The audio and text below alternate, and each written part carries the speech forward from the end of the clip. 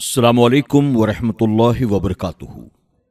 میرے پیارے آقا علیہ الصلوۃ والتسلیم کے پیارے دیوانوں، خاتون جنت حضرت فاطمۃ الزہرا رضی اللہ تعالی عنہا کی کنیزوں، گلدستہ سیرت النبی صلی اللہ علیہ وسلم کے چوتھے درس میں آپ تمام کا استقبال ہے۔ ہم نے اللہ کے پیارے محبوب صلی اللہ علیہ وسلم کی تشریف آوری سے پہلے تمام قوموں اور دنیا کے حالات کیا تھے اس کے تعلق سے پچھلے درس میں سماعت کیا۔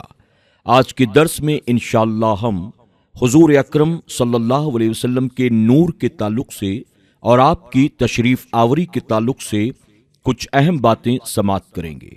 آپ تمام سے گزارش ہے آپ اس درس کو توجہ کے ساتھ سنیں اور ساتھ ہی اپنے دوست احباب کے ساتھ اسے شیئر کرنا نہ بھولیں۔ آئیے درس کا آغاز کرتے ہیں اللہ کے پیارے محبوب صلی اللہ علیہ وسلم پر درود و سلام کے ساتھ۔ آپ بھی میرے ساتھ مل کر پڑھنے کی ضرور کوشش کریں۔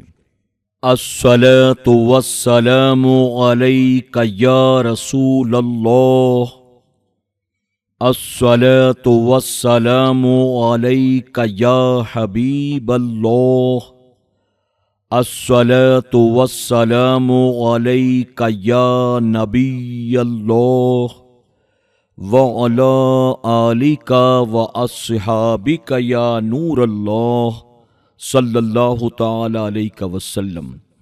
آمد مصطفیٰ صلی اللہ علیہ وسلم، نور مصطفیٰ صلی اللہ علیہ وسلم کی منتقلی۔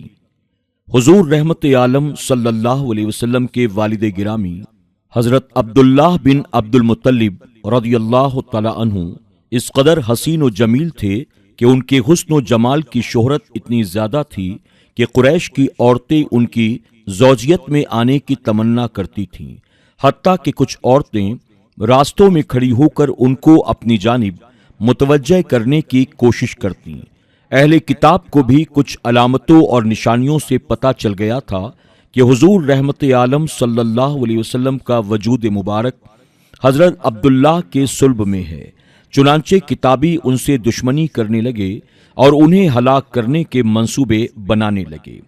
ایک مرتبہ کا واقعہ ہے کہ حضرت عبداللہ شکار کے لیے تشریف لے گئے تھے کہ اہل کتاب کی ایک بہت بڑی جماعت شام کی جانب سے تلوار تان کر حضرت عبداللہ کے قتل کے ارادے سے نمودار ہوئی۔ حضور اکرم صلی اللہ علیہ وسلم کے نانا حضرت وہب بن مناف بھی اسی جنگل میں موجود تھے۔ انہوں نے دیکھا کہ چند سوار جن کی شکل و صورت دنیا کے لوگوں سے مشابہ نہیں ہے، غیب سے ظاہر ہوئے اور حضرت عبداللہ کے پاس سے انہیں دور کرنے لگے۔ حضرت وہب بن مناف نے گھر آ کر اپنے گھر والوں سے کہا کہ میں چاہتا ہوں کہ اپنی سیدہ آمینہ کا نکاح حضرت عبداللہ بن عبد المطلب سے کر دوں، اور پھر یہ بات اپنے دوستوں کے ذریعے حضرت عبد المطلب کی خدمت میں پہنچائی۔ حضرت عبد المطلب بھی یہی چاہتے تھے کہ حضرت عبداللہ کی شادی ہو جائے۔ اس سلسلے میں وہ کسی ایسی عورت کی جستجو میں تھے جو شرف حسب و نسب اور عفت میں ممتاز ہو۔ حضرت آمنہ بنت وہب رضی اللہ تعالی عنہا میں یہ تمام صفات موجود تھیں۔ حضرت عبد المطلب نے اس رشتے کو پسند کیا اور حضرت عبداللہ کا ان کے ساتھ نکاح کر دیا گیا۔ روایت میں ملتا ہے کہ حضرت عبداللہ بنی اسد کی ایک عورت کے سامنے سے گزرے۔ یہ خانہ کعبہ کے پاس کھڑی تھی اور اس کا نام رقیصہ یا قتیلہ بنت نوفل تھا۔ جب اس عورت کی نظر حضرت عبداللہ پر پڑی تو آپ کے حسن و جمال پر فریفتہ ہو گئی اور کہنے لگی کہ وہ 100 اونٹ جو تم پر فدا کیے گئے ہیں میرے ذمے ہیں، میں پیش کروں گی۔ حضرت عبداللہ اس کی اس بات پر شرما گئے اور انکار کر کے آگے نکل گئے۔ دوسرے دن ایک خشمئی عورت نے جو علم کہانت میں ماہر اور خوب مالدار تھی، اس نے بھی اپنے مال کے ذریعے حضرت عبداللہ کو ورگلانا چاہا۔ اسی طرح بہت ساری عورتوں نے پیشکش کی، مگر حضرت عبداللہ کسی کے فریب میں نہ آئے۔ جب گھر تشریف لائے تو حضرت آمنہ رضی اللہ تعالی عنہا سے زفاف ہوا اور نور محمدی صلی اللہ علیہ وسلم ان کی پشت انور سے منتقل ہو کر رحم آمنہ رضی اللہ تعالی عنہا میں جلوہ فگن ہو گیا۔ وہ حاملہ ہو گئیں۔ یہ مینا کے ایام تھے۔ پھر جب دوسری مرتبہ اس عورت کے سامنے سے حضرت عبداللہ گزرے تو اس عورت نے حضرت عبداللہ کی پیشانی میں وہ نور مبارک نہ پایا تو وہ کہنے لگی، کیا اول مرتبہ میرے پاس سے جانے کے بعد تم نے کسی عورت سے صحبت کی؟ آپ نے فرمایا، ہاں، میں نے اپنی منکوہہ بی بی آمنہ بنت وہب سے زفاف کیا ہے۔ اس خشمئی عورت نے کہا، اب مجھے تم سے کوئی سروکار نہیں، میں تو اس نور مبارک کی طلبگار تھی جو تمہاری پیشانی میں جلوہ افروز تھا، اب وہ دوسرے کے نصیب میں چلا گیا۔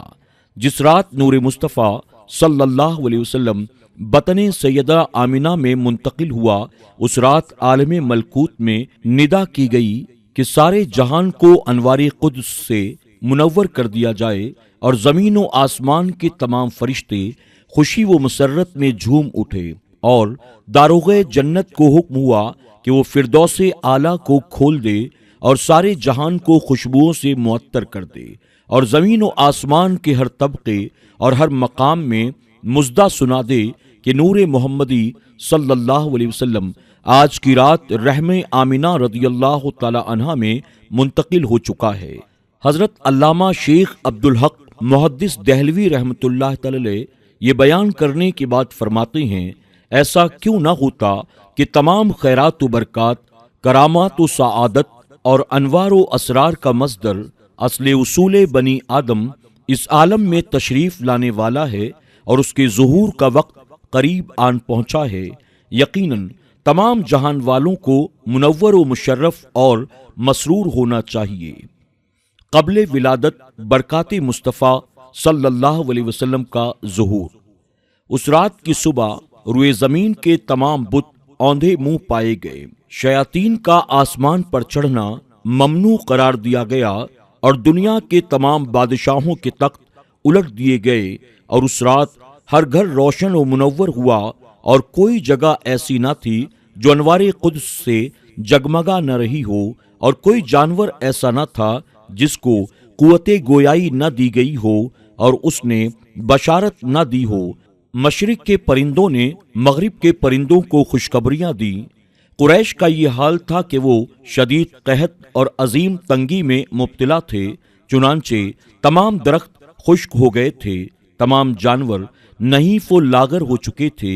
پھر حق تعالی نے بارش بھیجی، جہان بھر کو سرسبز و شاداب کر دیا، درختوں میں تر و تازگی آ گئی، خوشی و مسرت کی ایسی لہر دوڑ گئی کہ قریش نے اس سال کا نام سنۃ الفتح والابتہاج رکھا۔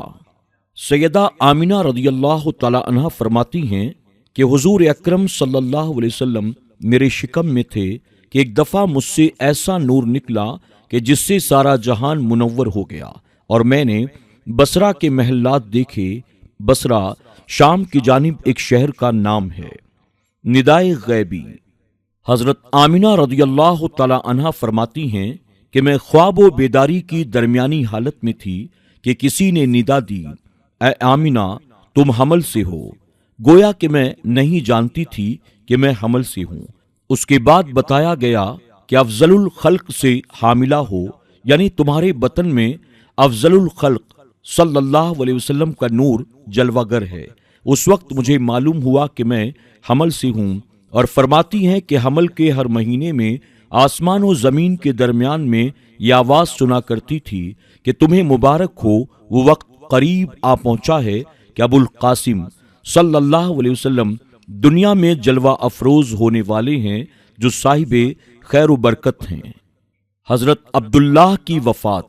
میرے پیارے آقا صلی اللہ علیہ وسلم کے پیارے دیوانوں، حضرت سیدہ آمنہ رضی اللہ تعالی عنہا کے شکم اقدس میں رسول اکرم صلی اللہ علیہ وسلم کے سوا اور کوئی فرزند تولد نہ ہوا، اور نہ حضرت عبداللہ سے ہی حضور اکرم صلی اللہ علیہ وسلم کے سوا کوئی اور فرزند پیدا ہوا۔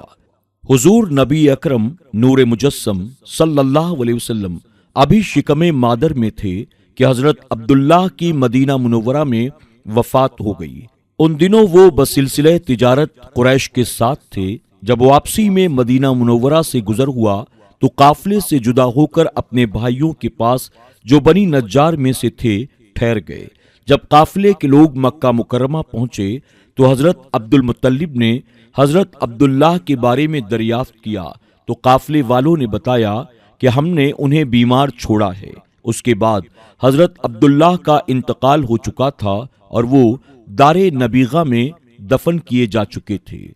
حضرت ابن عباس رضی اللہ تعالی عنہ سے مروی ہے کہ جب حضرت عبداللہ نے وفات پائی تو فرشتوں نے مناجات کی، اے ہمارے رب، ہمارے سردار محمد مصطفیٰ صلی اللہ علیہ وسلم جو تیرے نبی اور تیرے حبیب ہیں یتیم ہو گئے۔ حق تعالیٰ نے ارشاد فرمایا کہ ان کا میں حافظ و ناصر اور کفیل ہوں، ان پر صلاۃ و سلام بھیجو اور ان کے لیے برکتیں مانگو اور ان کے لیے دعائیں کرو۔ سبحان اللہ۔ میرے پیارے آقا علیہ الصلوۃ والتسلیم کے پیارے دیوانوں، خاتون جنت حضرت فاطمۃ الزہرا رضی اللہ تعالی عنہا کی کنیزوں، آج کے درس میں بس اتنا ہی۔ انشاءاللہ کل کے درس میں ہم حضور اکرم صلی اللہ علیہ وسلم کی ولادت باسعادت کے تعلق سے سماعت کریں گے۔ آپ تمام سے گزارش ہے کہ آپ ثواب حاصل کرنے کی نیت سے کمنٹ باکس میں جا کر ایک مرتبہ سبحان اللہ ضرور لکھیں۔ اس درس کو اپنے دوست احباب کے ساتھ شیئر کرنا نہ بھولیں۔ السلام علیکم ورحمۃ اللہ وبرکاتہ۔